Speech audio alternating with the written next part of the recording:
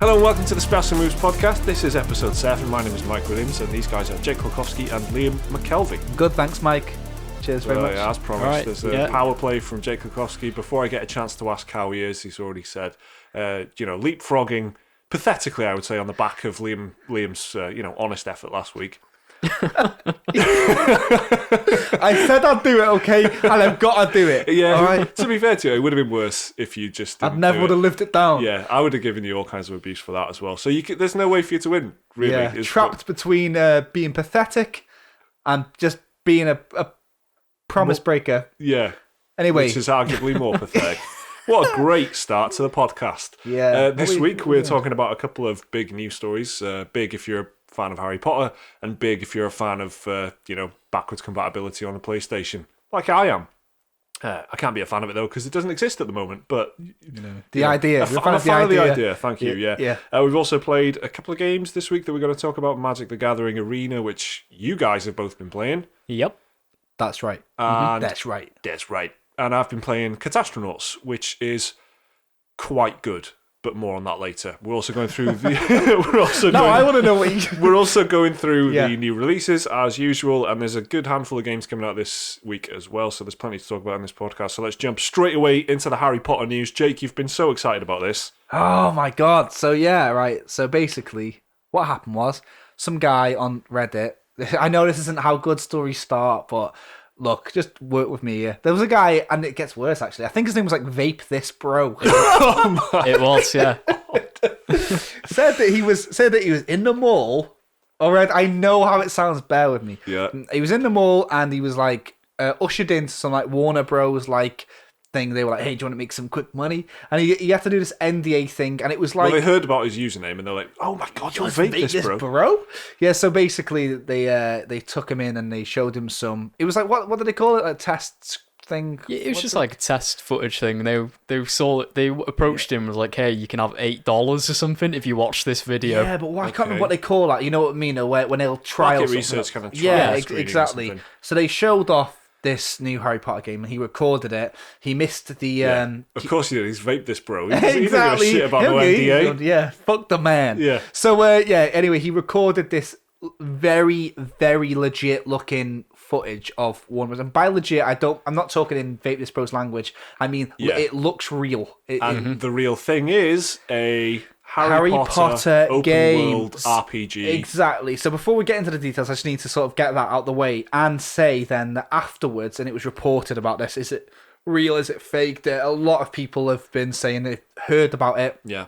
What's that guy from CBBC Newsround called? Lizo. Well, he was in CBBC when we were little, but now he's like a proper journalist and that, and he's like doing his big thing. I think he was proper back in the day, but but he was like, he was just quite good. Yeah, he's a delivering the news. He's grown, man. Anyway, he's a big Harry Potter fan. And I reckon that's a big journalist compliment. If you can go to someone, you're so good at doing the news that kids would understand it. Yeah, because you've got to be an expert to be able to do that, right? So anyway, he's like big verified BBC journalist that said, I've actually heard about this as well. So what I'm saying is there's some quite credible people have said, well, listen, I've been hearing about this for a while. Yeah. So it looks like it's happening. And based on the gameplay that you've seen, if that is a hoax, whoever made that could work in AAA game development and be making a lot more money making games than wasting everybody's time making hoaxes like a loser. Yeah. So it's a brief kind of gameplay trailer of a Harry Potter open world RPG that has been posted online, and it looks really legit, is what you're saying. And also people like Lizo have not only confirmed it, he has also said, I've heard about this. He says he thinks it's called Harry Potter Magic Awakened. Shit name. But there's other titles in the mix like Magic Forever, which is much better, isn't it? Well, bad. And let me tell you something. Right, this apparently, according to the description, which was off the little press bit, the game's set in like the 1800s. Yeah, which I think that's the most exciting detail for me. So obviously Harry Potter is kind of present day, but then alternate universe where there's a secret magic school and a secret magic community. But this is like 200 years before Harry Potter. Yeah, so it shouldn't be called Harry Potter. So it's kind of like you're looking at it from a Star Wars Knights of the Old Republic point of view, where it's the same universe, but entirely disconnected from anything happening in the movies and stuff. Yeah, but, the location's the same. Hogwarts is there. Yeah, of course, yeah. And Hogwarts is like an ancient castle, for those that don't know, and it's kind of looks like it's been there forever. Yeah. And it looks very much unchanged in this gameplay that we saw. You still see, and then if you're up to date on Harry Potter lore and that, you've got like the Whomping Willow, things that have been there for years and years and years and years. So there will probably be a lot of familiar places, if not familiar faces, because there's not like Dumbledore and all that won't be in it. Harry Potter. But let me just throw this out there. There is this whole time turner thing, isn't there? So in the Harry Potter universe, they do have the ability to go back in time. Without spoiling too much, if you've kind of seen Harry Potter and a Cursed Child, the play, you'll know that very much revolves around the use of a time turner. So perhaps this is going to be something to do with that, and that's how they're going to shoehorn in characters from the much-loved franchise. But hopefully they won't do that. Hopefully it'll be an original story. But the world of Harry Potter is gagging for another game. It's been ages. I am fucking so excited for this. You're dead right. What was the last one? Like the Lego games or something? The last proper official one was Deathly Hallows Part 2, 7 years ago. So, you know what I mean? Yeah, there wasn't a Lego game. There wasn't Lego, yeah. And I'm not like delegitimizing Lego by saying not a proper one, but I mean, that was it wasn't a Lego version of it. That was the official one. And like, did you guys play any of the others? Yeah, of course, yeah. Fucking sick. Like the first one, collecting beans and that and frogs, whatever. Man. On the PS1, that was great. I think I seem to remember playing. What's the second book called? Chamber of Secrets. I think that was one because there was like flying car bit and all that sort of stuff. There was a flying car, So it was, and it was a big part of that. I think if you were like PS1, PS2 era gamer. Yeah. It was on your radar, like at least you played a bit of it, or your friends had it or something. So it was like it had quite a big presence back in the day when the films were like really in their element and stuff. And exactly. Obviously, for people listening outside of the UK, you'll be aware of Harry Potter. It's like the biggest British cultural thing that's happened. Ooh, careful. No, fuck off. It is because it's like there's Doctor Who fans are here. You know what? Someone in the comments last time had to go at me for calling the Doctor Who. Because it's not Doctor Who, it's the Doctor. So anyway, I hear you. I read the comment, I hear you. But I'm going to go and say that the biggest cultural phenomenon, especially when we were growing up, was the Harry Potter books and things. It was mad. Huge IP. Yeah. Huge IP. Where are the Doctor Who also games? Do you know what I mean? Yeah, I suppose so. Yeah, I suppose you're right. Yeah, but New Zealand can have that. You know what I mean? They've earned it. Middle-earth looks beautiful. Let's talk about that another time. But the Harry Potter thing, the Harry Potter British cultural icon thing is... a universe that it's a private British school, but magic, that's what I mean. They've hammed up the Britishness of it. Like playing COD 4 back in the day, Americans would shit talk you saying that you sound like Harry Potter. Do you know what I'm saying? Yeah, the name, exactly, and even the names and like Dumbledore and Hagrid, even though they're just made up names, there is a kind of they're like anglicised kind of names. Right. Exactly. It makes sense. So anyway, the point is that the games have got a huge opportunity for use of the spells that people know, and that's the thing about it. Even though Harry Potter is the main hook of it all, the character, I mean, the world and like the places are kind of unexplored. It's like much like Lord of the Rings. You hear about all these places that you don't see. In a lot of the main books, like you don't see the land of the elves, and you don't really see anywhere past Mordor and stuff like that. But same with Harry Potter, like that there's other schools, and stuff like that. You've got the school, you've got Diagon Alley, you've got like these little Hogsmeade, locations, like the town and that. And there's like Quidditch teams from all over the world. You know? Like when Goblet of Fire, the fourth story happens, like they have it's like the Olympics in it for all different schools, and we see like the. Well, the Bulgarians and was it a Tri-Wizard Cup? There's a team from Holyhead just down the road as well, which I absolutely loved. That was like one of the only references to anything Welsh in it, and I was like, Holyhead like Harriers or something like that. You know what I mean? There was like a Quidditch team. Missed an obvious Dragons reference there, but do you know what I mean? But I'm really excited for this. The gameplay itself looked really, really good. It didn't look. Like obviously Lego is kind of overly simplified, isn't it? The graphics are very much Lego, but the graphics look very, very nice. Now, people at first thought it was Rocksteady who are Warner Bros. Like assassins. They go straight away. I'm imagining Batman Arkham Combat. Exactly. Harry Potter, Hermione just punching the shit. Expelliarmus the fuck out of Draco or something. But there's like that was a big thing because Rocksteady are Warner Bros. Biggest boys, and I think. Well, then this is Jake's risky statement number 2. Okay. Warner Bros. One of their biggest IPs has got to be Harry Potter. Yeah. Oh yeah. Well, Rocksteady I don't know if you heard, Rocksteady are meant to be working on another Batman game. Yeah. Called like Arkham Universe or something. Well, so this news that Liam's just mentioned then, and other news is kind of come to like again, all rumours and stuff like that, but people reckon it's actually not Rocksteady. It's in fact Avalanche. But this is weird because it's not Avalanche Studios like who make Just Cause. Yeah. It's Avalanche who made Disney Infinity. Yeah, like the Skylanders Toys to Life thing, but Disney. So I really hope it's not a Toys to Life Harry Potter game. I don't think it will. No. Looking at that gameplay, it doesn't at all look like there's going to be any toys. How are they going to market that sort of thing? Because they're not going to have toys of random characters from the 1800s, are they? Do you know what I mean? Unless they can put Hermione Granger in there. But what's that Starlink? You know, that's just completely new. But that's Toys to Life. That's just from what I heard, isn't it? Like Disney Infinity was actually meant to be pretty good. It's just no one bought it. Yeah. Hopefully it's not Toys to Life. That's my biggest. I don't think it will be. But here's the thing. I guess this is what I'm telling myself anyway. Is that they tried Toys to Life and it failed, and then that shut down. But they've still got some very talented developers there. So maybe they've put them on a new project altogether. This is the thing. We don't know who's developing it. There's not a sniff of it from that gameplay. Yeah. The game does look very. It was claimed by Warner Brothers on YouTube. So when the guy put this thing up, it was claimed by Warner Brothers. But that could purely just because it's saying it's Harry Potter. So it's not, it doesn't really say. Kind of. I looked at this because apparently you can't take something down for the naming it Harry Potter or whatever. But the music at the end very much resolves. Like the music is just kind of generic ambience. But then the way that the music resolves at the end, it turns into the Harry Potter, like the Hedwig's theme thing, yeah? But, so they could have claimed it for that, but then The No did a video about it, just talking about it. Yeah. They didn't use the music, they just spoke about it like it's fact. And Warner Bros. Claimed The No's video. So they're on the warpath. Already screwed. Yeah, so, shouts out. So, we'll just call this like British Wizard. 1800s. Yeah. The British wizarding experience. Yeah, Avalanche experience. Question mark. Question mark at the end. So, but what I'm saying is that Warner Bros. Must be on the warpath. And must be trying to shut this shit down ASAP. But, the only thing I've got to say about this whole thing is that Fantastic Beasts, which is the spin-off series of Harry Potter, is signed up for a 5-film franchise. They're working on film 2, which is out in November, I think. Or perhaps, like the Grindelwald one. It's out soon. It's November or December, right? Okay. If there's an announcement, do you think Warner Bros. Might be waiting for that to drop?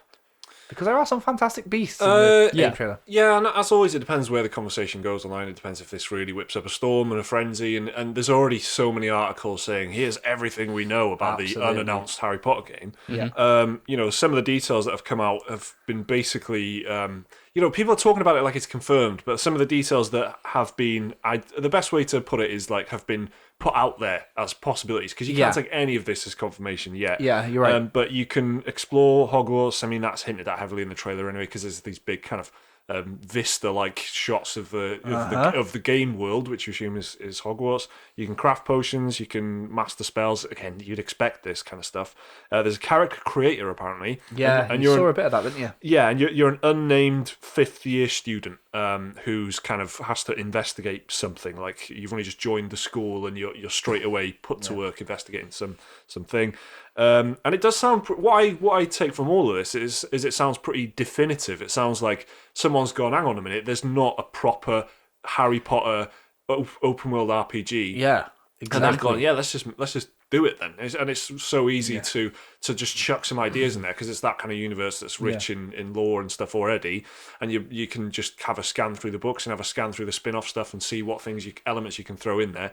And I think this would be incredibly exciting to Harry Potter fans. And it seems like such a no-brainer. Like, how's it not happened already? Exactly. This is a thing, like, you remember when they did Shadow of Mordor? Like, you didn't have a story that was all connected to the, anything. Yeah. And like to some extent, you didn't even really see many set pieces. There was a few like you didn't. I don't think the big man showed up, did he? It was just like, was it like Sauron's chief advisor? It was. Who's that? The vice president of Mordor. You can't really go on that route, because that's what this is in the books as well. Exactly. It's the mouth of Sauron in it. So, and they don't feed like Mount Doom's not on it and stuff like that. So the iconic places and the iconic characters aren't it's there. Just the flavour and the exactly. So it's just like the fucking B-roll. But you've got like with this game, the potential to set it in Hogwarts, like in the Great Hall. in potion classes, the fucking Forbidden Forest, stuff like that, and Hogsmeade, because town's been around for hundreds of years. You know what I mean? The fact that you can set it right there and have maybe things that will have foreshadowing, I think, is what makes it such a no-brainer. They can easily write a story that has fuck all to do with the main Harry Potter story. Yeah. And still make Harry Potter fans feel at home because they're still going to get to explore the Great Hall. And, one of my like I mentioned earlier, one of my favorite games of all time is Star Wars: Knights of the Old Republic. Yes. That feels incredibly Star Warsy, and that is nothing to do with anything remotely that happens in the films or anything like that. It's a completely. It's just that it's the same universe and the same elements and ideas are in there. Dark and light and lightsabers and such. Yeah. And it's just what possibly the best Star Wars story there is Knights of the Old Republic 2 for me. Yeah. Apart from the ending. But it's just really good. It's really, really good. And it just happens to take place in the same universe and just does something very different with the ideas of the universe that was established in a film decades previously. Yeah. So I think this is probably the best way to do it. I think, if you were to try and video game the movie storyline of Harry Potter already, well, that's been done first of all with the movie tie-in games, and why the movie's already there. Try this is a rich, deep universe with by now loads of spin-off books, and like you were talking about earlier, a spin-off fucking movie series, 5-film franchise, right? Yeah. So why not just take the universe? The school is centuries old. The associated locations are really old. Why not do something different with it? I think it's the best way to do it. It feels like a complete no-brainer, and it's going to be confirmed, isn't it? It's going to be confirmed. It's got to be. That honestly, that is going to be. I'm telling you this now, right? There's not even any close second. If this turns out to be a hoax, this is the most gutted I've ever been about a hoax ever. It's like I was proper excited, Like, we look at game trailers all the time, and I've kind of become a bit desensitized. You know what I mean? The new Red Dead, that looks pretty cool. Definitely. This is I was like a kid, proper. I know what you mean. There's not much that could get me excited like this, and I know what you mean. It's kind of like I'm not at the same level of excitement as you for this, but like it would take something like really kind of close to my heart to get me excited about something like this. And I know exactly what you mean, and I think a lot of people will be in the same situation. And it's just. The idea of a big open world Harry Potter RPG probably is not. It's weird because it's so obvious, but it seems like no one has been going. I've never read a comment on YouTube that's gone, "Do you know what we need? A big open world Harry Potter RPG." And it's such a good obvious idea. Yeah, and it will sell. Yeah, that's absolutely. The thing. Yeah. Oh yeah. So hopefully it gets confirmed pretty soon, and it gets it turns out to be a good game, which I think it. You'd have to do a really good job of fucking it up to not make a good game there. You know what I mean? You've got it all laid out there. Yeah. You've got a strong blueprint to work off. Yeah, just don't fuck it up. Don't fuck it up, innit? Liam, have you got any intense feelings about this like Jake, or are you not? Not quite as intense, but I think it's a good idea. I liked the look of it. Looked a bit like gameplay with all the goblins and the stuff coming in, and all the environmental destruction you could do with spells. That looked pretty cool. Yeah, I'm certainly going to keep an eye out for it. But yeah, if it's a hoax, I don't think I'll be disappointed. But yeah, I hope it is a real thing, and I do want it because I will play it if it is real. Yeah, it's a kind of thing as well where you start thinking in gameplay terms, like you mentioned destructibility and stuff. There's so many different spells that do so many different like physics things, enlarging things and moving things and things floating around and all. Yeah. There's so many cool, fun things you could do if you've got someone with imagination. Like with Just Cause, you have to kind of come up with, let's do a grappling hook. Like you can just grapple things. That you have to invent that kind of thing. But what I'm saying is, in Harry Potter, it's in there already. Like the ideas are in there, and you have to just, as a designer, go, well, how do we make that into a challenging or a fun or an interesting thing? There's just loads of spells that you can use to manipulate the world, which is, bags and bags of potential on top of the lore and story and fighting dark wizards and fighting goblins and all this sort of stuff, and being an academy type school where you learn. Yeah. There's so many avenues there's so many ways that this could be great.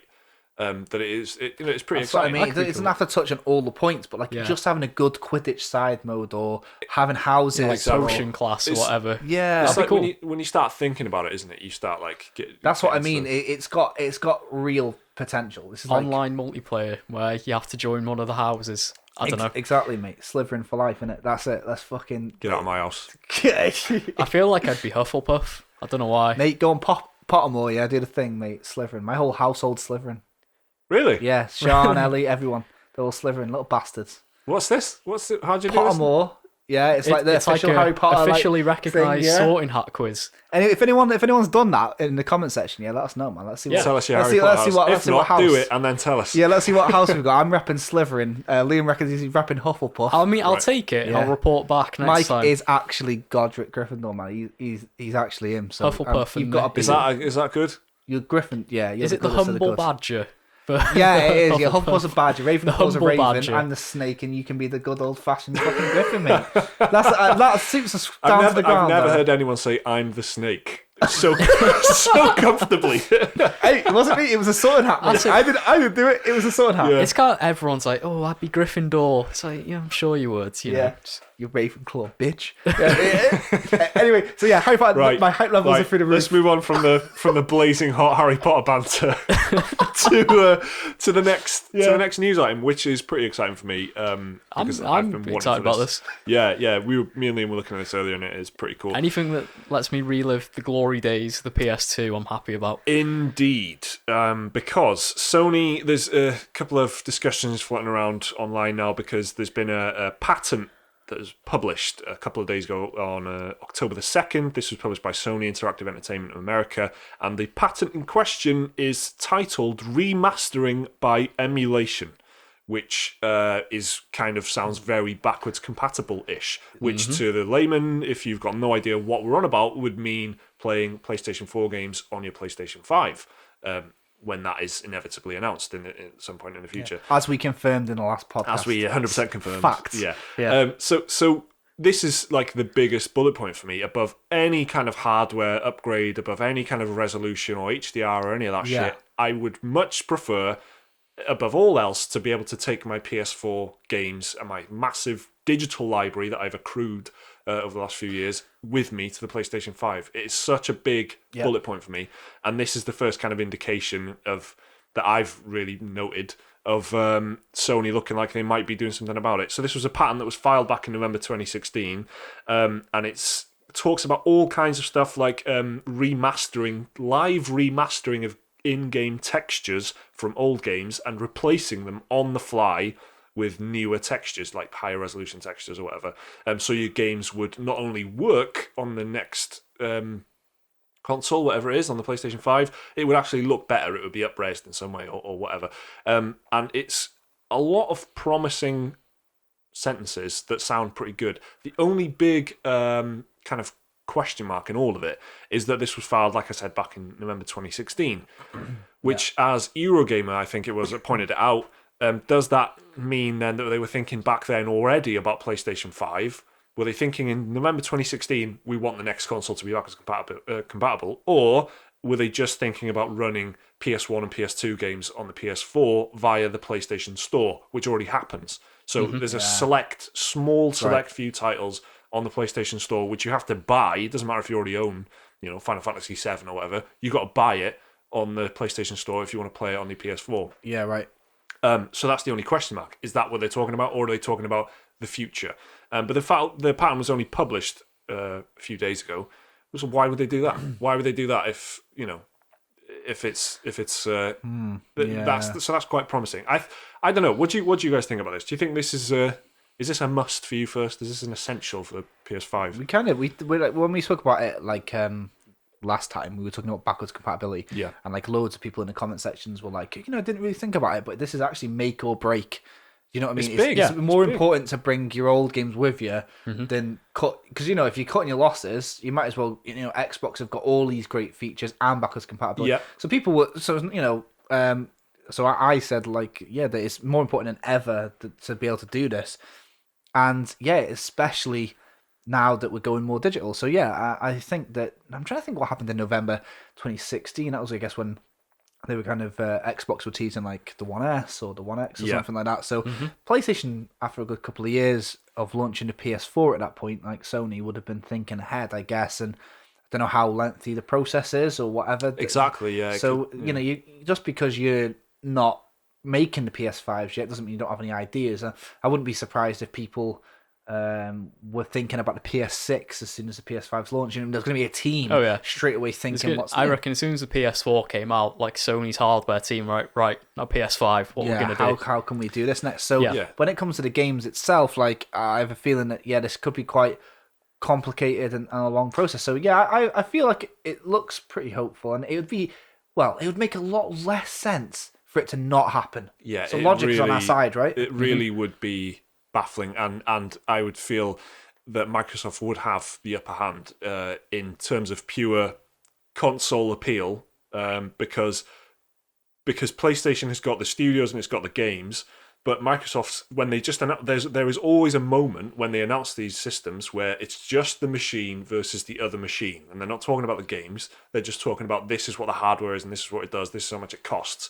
At that moment, Microsoft will definitely, if PlayStation doesn't go backwards compatible, Microsoft will definitely be the front runner by miles, and it'll definitely be the one that I'm looking at, because that's what I care about, and because it kind of, it reassures you for the future. Like I said last time we talked about this, that you think that, well, fine, if they're committing to backwards compatibility, then I can know that I can buy games for the next Xbox and take it with me to the next Xbox beyond that, because that's how they're doing stuff. So it is pretty big. Another reason why I think it could be intended for use for the PlayStation 5 is because of like the way that 4K works currently. So on the PlayStation 4 Pro, it's not proper 4K, is it, Liam? It's like it's like it's called checkerboarding, where it's sort of like odd and even pixels, and they sort of like reconstruct it to make an image. Bit of a fudge, basically, isn't it? It's better than 1080, but it's not. It's not like 4K, proper native, which Microsoft have been touting on a few of their first-party exclusives anyway, because the Xbox One X is more powerful comfortably than the PS4 Pro. So, and I think because they're talking about replacing these textures with higher res textures, that would make sense to me. If the next gen is going to be 4K, like proper 4K, you would have these games that have got like 1080, kind of resolution or whatever, and the textures in game, the actual, because that's what's confusing as well. You've got your screen resolution, but the textures in the game that are on the character's face and on the walls and on all, they've got resolution as well. So you can up-res them so they'll look better in a higher resolution. So which thingy Microsoft already do with a few Xbox One enhanced games, like stuff, like what Red Dead, they went in, they tweaked everything up a bit for that, made it 4K, put like better filtering in place and all that, completely free as well, which is amazing. I mean, to make it absolutely clear what you've just said there, Microsoft went into Rockstar's game with Rockstar's permission and made it look better for Xbox One players. So if you've got your old 360 copy, you whack it in your Xbox One X and it'll run like, it looks like it's in 4K, and it looks great, like from what I've seen. It looks like it's been professionally remastered. Yeah, absolutely. It puts actually a few remasters to shame that I've played. So this is just something that I wanted to talk about because of how I've talked about this so much, that this is like the first sign of it, that it looks like Sony might be looking at it as a, something they want to address. And I know it sounds a bit, pundity and stuff like that, and they talk about, well, in the past Sony have done this. But one thing we've seen a lot of in the past month or so is Sony bending to fucking the wills of others. Like, they're like, we will not do crossplay. PSN usernames, fuck off. But now they're like... and that was a quote, I think, wasn't it? Yeah, was that Sean Layden said that at TED Talk. I can imagine him sitting in the head office. He then jumped out of a cage and kicked Phil Spencer. References. So basically, I think the fact that they went back on the sort of crossplay thing, because again, Xbox just look like the good guys. They would be stupid to do that. Like, I know Liam got excited when they announced all the Xbox games. Can you imagine sitting next to Liam and then at E3 they say, and good news everybody, you can play all of your PS2 games remastered?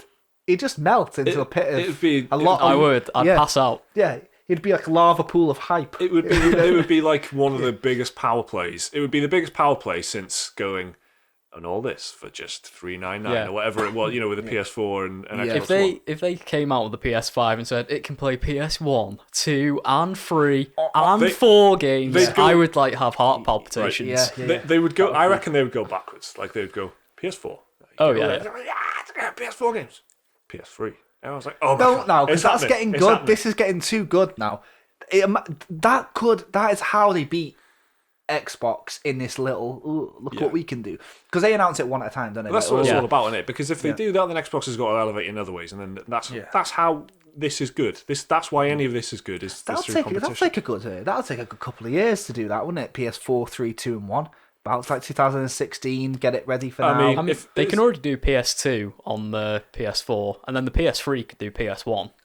So they've got the research there. Man, imagine. It's the PS4 is the main one for me because of the digital library and because you've put money in these games. And the annoying thing with digital games is when you've bought them, they have no value anymore because they're tied to your account. You can't sell them on, and you're subscribed to them for life. Is basically how it is. That's it. Yeah, you haven't bought it. You've subscribed to it you've got access for life. If that's stuck on a little black box that you don't use anymore, exactly, because it's not even got proper 4K. You have to get out of the loft if you want to play it. Exactly, and it's not worth as much as if you can carry it with you. Do you know what I mean? So it does happen to a certain degree on phones. But imagine if you were to buy a game on a phone, and then you got an upgrade on exactly the same manufacturer. If it was an Apple phone, and then like 2 or 3 years later you got another iPhone, and they were like, "Well, that game doesn't work on this phone." I mean, that happened. What's that? Yeah. That happened not long ago. Yeah, it does. Apple got a lot of shit for it. That's what I said, but that does happen.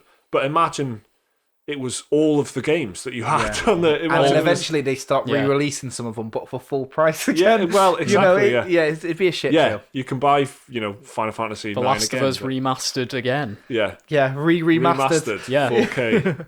Okay, so that might be happening. PlayStation 5 backwards compatibility. There is hope, at least. I guess that's what the story is there. Very nice. I hope it's true. So you guys have been playing Magic: The Gathering Arena, which is a free-to-play digital collectible card game from Wizards of the Coast themselves. So they're the big kind of fantasy people who are behind the actual real-life card game, right? Yeah. But they had their own internal development team make this.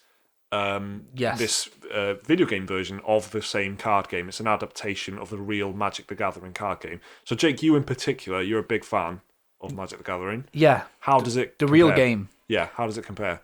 Okay, so like Magic the Gathering has been around for like years and years and years, and there's 2 types of competitive play. One, you can play with any card ever. Yeah. So like cards from like 2001 you can use. And then the other is a format called Standard, where you can only use cards that have been brought out in the last 2 years. And this Magic the Gathering game Arena is full Standard. So you can use the cards from like Dominaria, Core 19, Ixalan, Rivals of Ixalan, and Guilds of Ravnica. For Magic fans, you know what I'm on about, yeah? But this is what's interesting. Liam's going to have a better take on this as a new player. So, as an existing player, it's got some very, very cool features. Like, it's got a wild card feature, which means that if you pull a card from a deck that you like you open a booster pack and you've got a Rekindling Phoenix or whatever, you can clone a card. You can pick any card you want. These wild cards basically act as printers, and you can print another card you want. Because remember that... So this is kind of a new rule or something for... Well, yeah, it's because in real life, like, cards have resale value. So the card I just mentioned then, Rekindling Phoenix, it's like 35 quid to buy. So if you get one in real life, that's worth 35 quid, and you can sell that on eBay and someone will buy it off you to use. But if you get a card in Magic the Gathering Arena, you can't sell it on. You know what I mean? It's not even a friends list implemented yet because it's in open beta. So that card is worth a lot less. And because it's worth a lot less, you'll have the ability, to pick any card you want, and you can clone it using these wild cards. So that's new for the game. So I kind of skipped ahead there a bit because I'm excited. But it's a free-to-play game. Just like all the other collectible card games, you've got like the different currencies and stuff like that. You can buy packs directly with money, but you can also buy them with like in-game gems and gold and stuff like that. You can use your gold to enter tournaments. So I think Hearthstone has the same like structure. I don't know if you guys, because when I played Hearthstone, it was like when it first started. But you can have like ladders. So what I mean is you pay 500 gold to enter a game. And then if you win 2 games, you'll get your gold back. If you win 3 games, you'll win your gold back and more, and a pack of cards or whatever. So you can pay to enter tournaments. You're paying with your chips, basically. Yeah. But yeah, it's good. Full standard Magic. It's wicked. And I played it in closed beta. Now it's an open beta. It's good. It gives players... There's been lots of things. I've actually thought about what to say here in depth about a week ago because I was going to try and keep it short so I don't ramble on. But then they've changed so much already. Fans had problems with a lot of things, and they're changing it so fast that basically I've had to come unprepared. But there's 10 potential decks you can get at the beginning, and they were only giving fans 5. But completely random. Okay. So Liam and me might not have the same experience, and Liam as a new player won't understand what the fuck I'm talking about. But now what they've done is they've given players the opportunity to have all 10 decks for free and stuff like that. So is that only for the beta, or is that how it's going to work? Well, no, you do unlock stuff. Yeah, that's full time now. So when the game comes out, you're going to get that. So which is I think 2019 they're looking at. That's right. Yeah. So the game it's free to play, and there's daily challenges. You can win a pack of a booster pack for casting 10 spells. Yeah. Or if you get 5 wins in a week, you'll get a booster box, which is 60 odd cards or whatever. There's things like that. So sometimes you'll get gems, sometimes you'll get gold, sometimes you'll get cards. Depending on the weeklies and dailies. They're focusing on that, though. They're focusing on dailies and weeklies to stop people grinding, which is very cool because I've got a lot of stuff going on. One thing we haven't established yet is what is Magic the Gathering? How does it play out? Oh, right. Okay, yeah. Magic the Gathering is basically the card game. Every card game you've seen and played is ripping it off. Pretty much, including Hearthstone, especially Hearthstone. Yeah. That's a direct fucking rip-off. Honestly, how Dungeons and Dragons is where all CRPGs come from, and there's no denying it. They even use D&D systems. Yeah, Hearthstone is what people assume high fantasy card games. Is the archetype, but Magic has been doing it for years and years and years. It's basically a game that pits 2 players against each other. You've got a deck of 60 odd cards, and you've got 20 health each, and you're trying to kill the other player using a mixture of creatures and spells and things like that. There's 5 main colours that all do different things. For example, blue is more protective and can disperse and get rid of creatures, whereas red might be a little bit more of an aggressive colour. You can mix and match these colours, but a lot of collectible card games, even the Pokemon trading card game to some extent, took a lot of beats from it. How you have the energy cards, that's basically your land cards.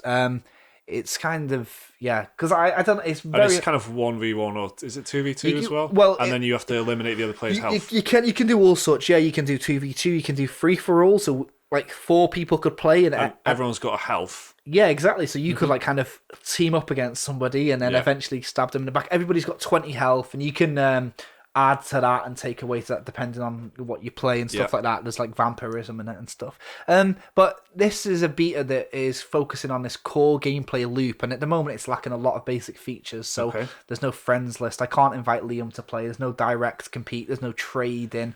I think the Pokemon trading card game, I'm not sure, has trading in it or whatever. You can trade in it. It's got economies where you can't do that in Magic, which is a big crux because it's very expensive, Magic, and in real life, but at least you can trade. So if you get a rare card for a colour that you don't play, you can sell it online, and you can maybe get another fucking 200 cards of that.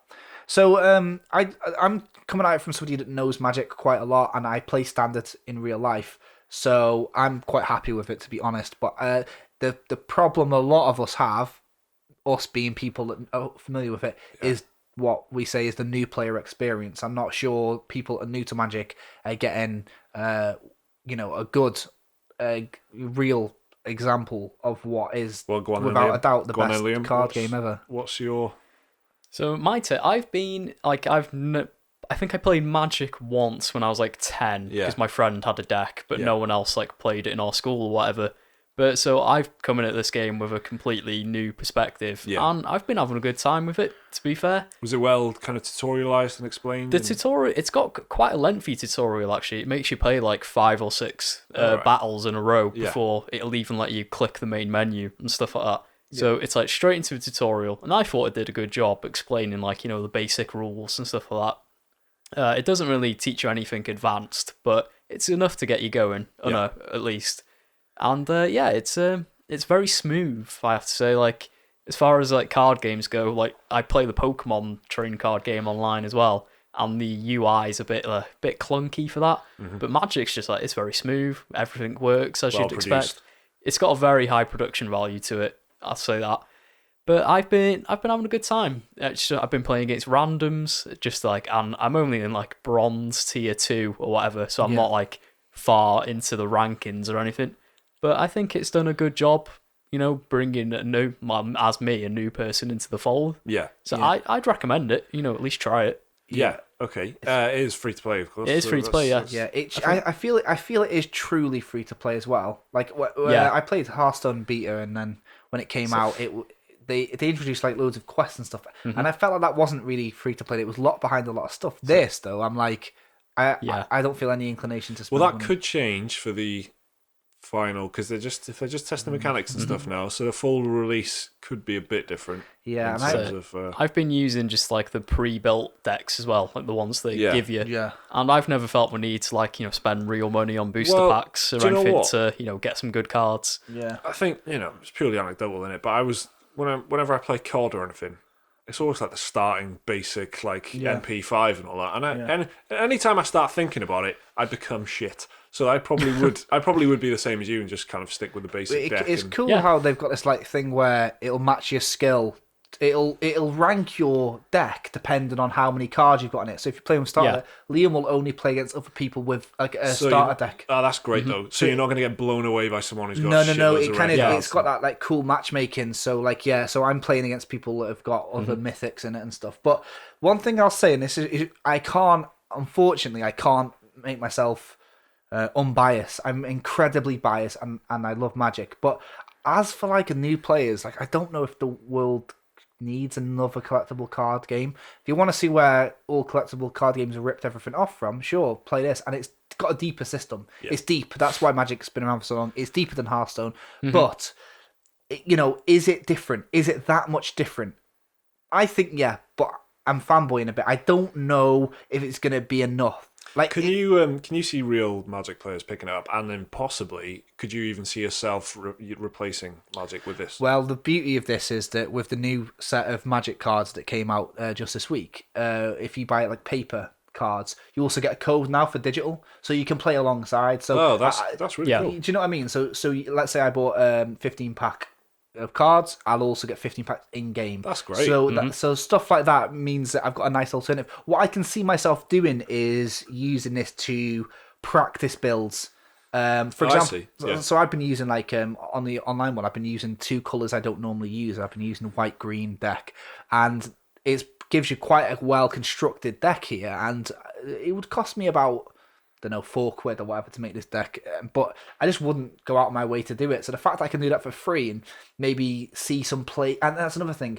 Remember that until now, playing Magic Standard, you have to go to events. You have to go on a Friday night to very, very limited places, hobby shops, and in fact, the one nearest to me just 2 weeks ago closed down. So there's actually nowhere near me now that has these events. So I'm getting to play people around the world and seeing different strats that I wouldn't have seen before. Yeah. And it gets me a lot more, like I feel a lot more knowledgeable just playing it online. Good for practice games and stuff like that. Don't know if it'd ever replace it because I love playing it in person, but I think this is definitely, I think the beta's been a bit more in mind for existing Magic players, and I hope they continue to do more to pull new people in, because if not, people are just going to say, this is just another Eternal, this is just another Hearthstone, So out of interest, what have you been playing on? PC, both of you?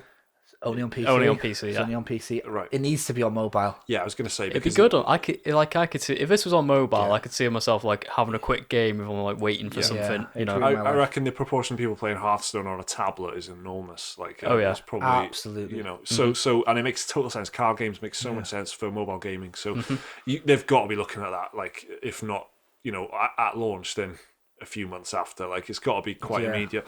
Okay, so that's Magic the Gathering. That's interesting to hear two different perspectives on it as well, so that's cool. So I've been playing Catastronauts, which we all played a little bit at EGX. Yeah, right? We did, and this is kind of a very similar, if you know what Overcooked is, it's very similar to Overcooked. It's out on PS4, PC and Xbox One as of September the 28th, so it's been out for a week or so. Developed by a company called Inertia Game Studios. And Overcooked is a game where you have to prepare meals, you have to like run around. It's a top-down kind of, it's a very simple scene. It's just like a kitchen. There's 2 of you, 3, 4 of you in there, and you have to run around. There's basically like 2 or 3 buttons, and you like interact or pick stuff up or drop stuff. And you've got like combined ingredients and stuff. Now, Catastronauts is very similar, except you're on a spaceship and you're kind of in very also inspired by FTL. You're on your spaceship and you're kind of firing your cannons at an enemy spaceship, which you can't really see, but that doesn't matter. You can just see their health bar. And you have to basically just crisis manage the whole time. You have to put fires out, you have to repair damage, which can actually, you've got a health bar, but if you repair some damage that has been hit, if you can see like cracks in the hull and stuff, if you fix those cracks, then your health bar goes up a little bit. Not to the same, you don't fully regain it, but it does go up a little bit. And then you can, your guns can get damaged and stuff, and there's quite a lot of variety in what I've played already. There's kind of, you can fire basic kind of lasers that you just tap, and then there's basic lasers that you have to hold down and charge. There's like lasers that you can just start firing and leave, and it'll fire like a constant cannon, but it'll overheat if you let it fire for too long. So you've got to go back and switch it off before it explodes and bursts into flames. There's like torpedoes, which are really cool. So one of you, if you're playing it is a co-op experience through and through. So if you run up to this torpedo thing, you load it with a torpedo, then you can like open the torpedo bay, and you need another player to come and hit the button and fire the torpedo. And it's really quite satisfying. Very nice. And the best one is, I think, one that we experienced at EGX as well, where it's kind of you need two people to operate what is kind of like a machine gun type cannon. So you both have to be, so that's really cool. And it's got like a seesaw thing, one button on one side. Yeah, exactly. So once you fired it, then your co-op partner has to fire it, and it works really, really well. For a room, isn't it? So like one you have to coordinate very well, because one of you is in one side of the ship and the other's in another side. So it's also kind of in defensively speaking, you've got to like, if you get like a missile warning sometimes, and there's like a big, there's a missile coming, so you've got to press a button that kind of scrambles the missile or whatever, and it'll just fly past without doing any damage. You can also, there's like crisis rooms, so when you hear an emergency, you all have to like crowd into one little room and press the button before you all instantly freeze or instantly die or instantly whatever. That got us at EGX. That got us at EGX, and it got when me and Laura were playing it. Here we got frozen a couple of times. It's quite it's quite funny. The art style and stuff is like it's very nice. The voice acting is basically not there. It's basically like ukulele or something, where they just kind of the classic rare sort of mouth noises. But they will like. There's one that was a bit weird. It was just like hip hip hooray, hip hip hooray, like that at the end of it's a bit like but it's quite funny. Ultimately though, I can't recommend this over Overcooked, but it is good. It is quite good. But I would always say play Overcooked first. There's no escaping it. You can't talk about this game without talking about Overcooked, because it is so similar. That's probably plaguing the developers. But that's if you're going to go there. If you're going to go there, it's bound to happen. Of course. And it's a nice idea. For me, it's a no-brainer, because it's it's a game that I really like in Overcooked. In space, so I'm in. I'm playing it and I'm enjoying it. But I already love Overcooked. If you played Overcooked and didn't like it, I can't see there's going to be much here, unless you're extremely superficial in your settings and you're going, I can't possibly play a game that's set in a kitchen. I'm not into kitchens. I am into space though, so I will play this. So it's unless you're kind of that level of superficial, I don't know who's going to enjoy this if they haven't played Overcooked. Having said that, I think if you've played Overcooked and exhausted it, and you've run out of, you've played it through to the end, and you've done everything you can doing it without the DLC and stuff, then this is it's there. It's an option. It's quite fun. It's a nice party game. It's a nice co-op experience. But I don't think it's kind of a strong recommendation. Unless you've played Overcooked, you've really enjoyed Overcooked, and you want something something more. else. It's kind of it's at first it's a nice challenge curve. There's some really difficult levels in there. And the crisis management is a different level to Overcooked. Overcooked is like hilarious chaos. This is kind of a bit more like burnt to death. It's a battle. It's a space battle. It's not like oh shit that we've the stakes are higher. We've not like overcooked the rice. It's like the ship is going down, people are on fire. I was going to say, we've lost 50 men. Exactly. It's like got this like grim kind of sci-fi vibe to it sometimes, because even though it's got this hilarious presentation and light-hearted style, everyone can still end up burnt to a crisp and dead. So it's a kind of mixed picture for me, but I think it's good if you like Overcooked, but if you played through Overcooked and it wasn't for you, then there's not much else here. It's interesting that someone has taken that Overcooked formula, I think, and try to do something else with it. Yeah, but if you come at the king, you best not miss. I was about to say the exact same quote. It's a classic thing, and I think it's a double-edged sword because you've got a formula so similar, a recipe if you want, to Overcooked that unfortunately you're going to be compared to it, and if you're not being compared to it because you're better than it, then you're going to be the game that is overcooked but not quite overcooked. It's like 80% overcooked, 20% FTL, and it's not that much in the way of original, apart from someone who could well have been a level designer on Overcooked, coming up with new scenarios and new problems. Like I was saying earlier, there is cool stuff in there, like the emergency rooms and the different types of cannon. It's good, and from level to level, it does feel like there's new stuff all the time. There's new things to think about.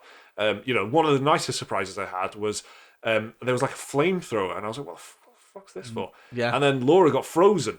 So I had to use the flamethrower. I thought you were going to say like an alien turned up. No, that's what I thought. That would be cool. But it was maybe there is. I haven't completed it, so maybe there is that kind of stuff later on. But Laura kind of got frozen into like an ice cube, and she could kind of break out herself, but it took forever. Yeah. So it was better for me to go and get the flamethrower and defrost the space cadet.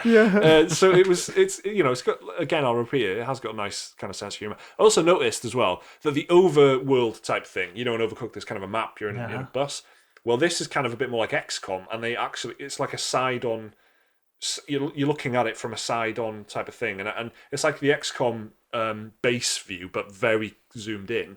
And the reason it made me think that was because I'm pretty sure there's like an XCOM. There's a few little XCOM, homages in there. There's like a little training area where there's cadets like running on treadmills and stuff, and the color palette is exactly like XCOM. And I think they might just be doing a little nod, which is quite nice. So that's Catastronauts. It's on PS4, PC, and Xbox One. Like I said, it's out. It's been out for about a week or so. I'd go for it if you're a big fan of Overcooked and you like space. You like space, and you want something else, and you like a bit of couch co-op, because there's not many options in that department. There really is not. So let's talk about this week's new releases. There's actually quite a few this week. Starting off on Tuesday, October the 9th, we've got WWE 2K19. Yeah. But who... Hell in the Cell. Yeah, not much that we can... Is that all you know? Is that Hell in a Cell? I don't know much more WWE stuff. John Cena, etc. Yeah. It's on PC, PS4 and Xbox One. Does he even still do it? I don't know. He's trying acting now, isn't he? Yeah. Trying. That's funny. Yeah, he's him. He's all right from what I've seen him in. Yeah, he's not too bad. Apparently, he's a great dude as well. It's something about like the WWE superstars, like The Rock. Everyone says he's like the nicest guy they've ever met. You got John Cena, The Rock, Dave Bautista. They're all actors now. Yeah, exactly. Batista's great. That's where it's at. That's where it's acting. They're doing it in wrestling, aren't they? I mean, they're all playing characters. They get to wear clothes. They don't have to get greased up every morning. Because wiping it off every day must be well annoying. Wiping off the wrestling grease, just like a big vat of wrestling grease. Sometimes when the wrestlers come out and they're just on the canvas, and then they just talk and go out. They've had to get greased up for that, for nothing. That's all they do. All they do is talk about the fight that they're going to have. Yeah. They always say, I'm going to fight you at the WWE SummerSlam. They do that. Exactly. The best way I've heard it described is like a macho soap opera. Exactly. There's an amazing South Park episode where they betrayals and like secret alliances and all that. And affairs. And they keep saying like, in like South Park, they keep saying, "Oh, we're wrestling," but all they're doing is talking to each other on mic, and everyone's watching like following it like it's flipping Hollyoaks or some shit. So that's the wrestling game anyway. There's also Mark the Ninja Remastered, which is out on the same day, October the 9th, Tuesday. That's coming to PC, PS4, Nintendo Switch, and Xbox One. Did anyone play Mark the Ninja? Is this that? It's PS1 Ninja game? No, it's like a 2. Well, it's not even 2.5D. It is just a 2D side scroller from the people who made Don't Starve, Clay, I think they're called. Yeah, I know. It's notable for being stealth, isn't it? Yeah, hardcore stealth as well. It's like you get spotted, you're done. It's like instantly. Fail, yeah. I've heard good things about it. I've never actually played it myself. I was just checking this out earlier. I've never played it, so I was checking this out earlier for this podcast, and it is just so highly rated. It's like it's got about 90 odd on Metacritic on various platforms, and it's kind of like it was notable because it brought in kind of line of sight stealth to a 2D side scroll. I know this game. So like Liam was saying, if you get spotted, that's you're done. But you can carry out like one hit kills and stuff because you're unseen and things, and you have to basically move through levels without getting spotted. But there are assassinations, so you have to take people out. Yeah, right. It looks really cool, and when a game is that highly rated, it has got to be worth a look at least. So there's a remaster of that game coming out to the current gen platforms and PC on Tuesday, and then we've got the big one, Call of Duty Black Ops 4. Oh yeah, that's out on PC, PS4, and Xbox One on Friday, October the 12th.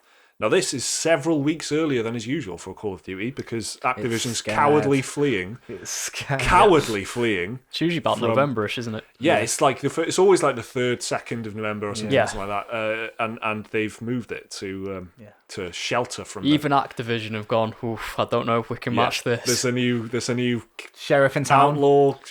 Come on. No, I know it's low, but it does work, doesn't it? I don't know. Some cowboy analogy. There's a Red Dead, because Red Dead Redemption is coming out on the 26th of October, so it's only a few weeks away now, a couple of weeks away, and Call of Duty is terrified. It's also it's not really got.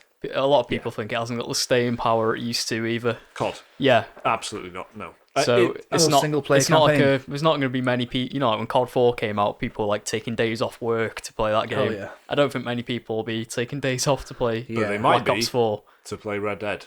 They definitely will for Red Dead. That's like a midnight buy, that, isn't it? Yeah. You know what I'm saying? But yeah, there's no single player campaign in this one, which means maybe it'll have a lot of day one buys because people are going to be rushing to be top of the leaderboards and and like prestigious and that. Yeah, it's got Blackout as well, the Battle Royale mode. So which we've played. We've played. It got some positive buzz.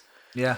Yeah, I mean, you mentioned then the midnight buys and stuff. Little side note here. Right. Does that still happen? Oh yeah. Yeah. Yeah. Do you reckon? Because I was thinking when you said that, I was just thinking.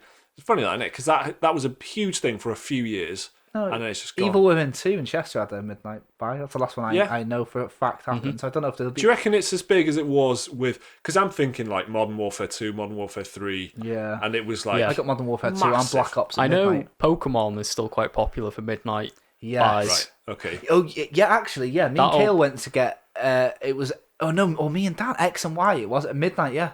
So it does happen, yeah. Mm-hmm. I just feel because of the digital thing, taking a big chunk out of it as well, and I don't know. I just can't remember the last game that really it was a news story that people were queuing up. Like digital games, if you buy them, can you preload them until they go live? Oh yeah, no, you can. Preload them, you can preload them, and then as soon as it goes midnight, just play it. Yeah. So if Red Dead Redemption, if I got a digital copy of it. It's 60 quid for digital Red Dead Redemption. No, I'm just saying, but is it midnight everyone's time? Yeah, like if you're from whatever Australia, they're in the future. So I considered that for Forza Horizon 4, they let you install that if you had a Game Pass, like as soon as it went midnight in your region. But you could actually change your clock to New Zealand and play it early. Shouts at Middle-earth again. Second I considered doing that, visit but New Zealand. I was just like, I'll just wait. Yeah, it's being normal. Getting older now, mate, aren't you? the old age of 23. I can't remember the last time I stayed up to midnight to play a game. I can't. I don't mean. I can't remember. No. I don't mean you playing mean start it until, a game. I mean, because a game. Like Red Dead Redemption, I'm very excited about that. Yeah. There's no chance in hell I'm playing. Like I'm going to be in bed for 10:30. Do you know what I mean? And I'll play it early in the morning. Yeah. So like an adult. Like a bloody grown up. That's interesting that you say that because I really thought that midnight openings and stuff were kind of on the wane, like they were probably because of what we were just saying. I think they still happen for like FIFA, Someone I know went and bought FIFA at midnight, not last year, I think it was. Yeah, so it could be if they're getting this digital thing down, because that's a wild good incentive to pay 60 quid though, isn't it? You can play Red Dead Redemption at 0000 when it comes out. I was having a look at it. I was having a look at Red Dead Redemption Digital because this is going to be a long-term game for me because it's got the online and everything. It's such people are still playing GTA 5 for God's sake. Yeah. So 5 years later, exactly. It'll be a long-term game for me, but 60 quid, just normal rate is like 55 quid. I just feel a little bit like the cheeky pricks. They're going, we know you want this, So I know. Yeah. Do you know what though? If it was 80, you know it would happen. There's like 3 tiers. You can get know. 60, you can get 75, and you can get fucking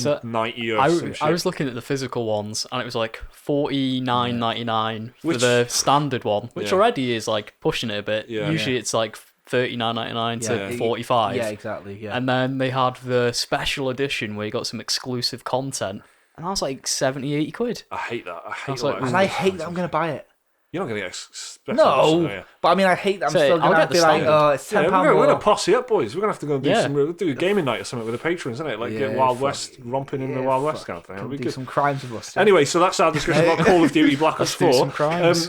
We also need to talk about Luigi's Mansion, which is out on the 3DS on the same day. Brother. So you The really remake. yeah. Or remaster. It's not a remaster though, is it? Because it's going to the 3DS. It's port in it. Yeah, port. Yeah. I don't want to say downgrade because they've probably done some good work to it. So Luigi's Mansion kind of quietly a Nintendo classic for a lot of people. big time. This is probably in prep. I mean, it makes sense for it to be on 3DS, I guess, but it's probably in preparation for Luigi's Mansion 3 brackets working title, as Liam reminded me earlier. Yep. It's called.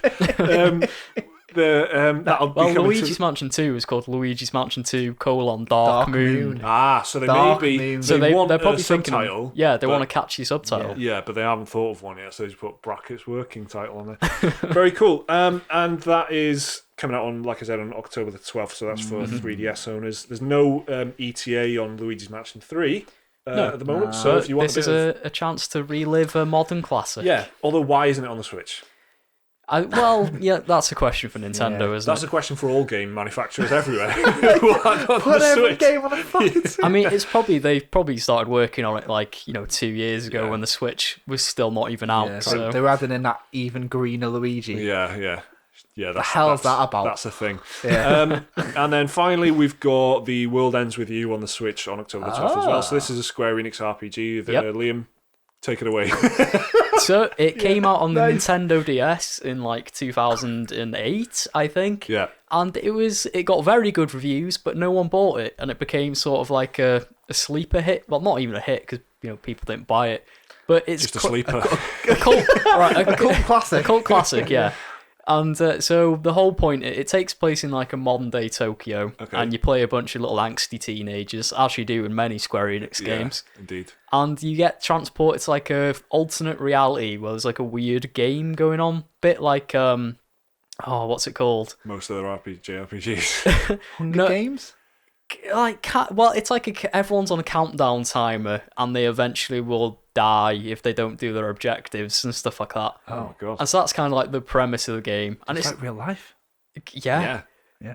Logan's Run. That's what I was thinking of. That movie of course, where they had the life crystals. Yeah, it's kind of like yeah. that, but with a timer. Yeah. And so it was notable for having quite a unique combat system. It used both screens on the 3DS and used like badges and pins, and they had like different like attributes and like fire and stuff like that. Yeah. And it's just like a kind of a little underlooked cult classic game. Like, she's good it's coming to the Switch because I'll pick it up. Yeah, well, again, we asked the question, why aren't you on the Switch? And they answered.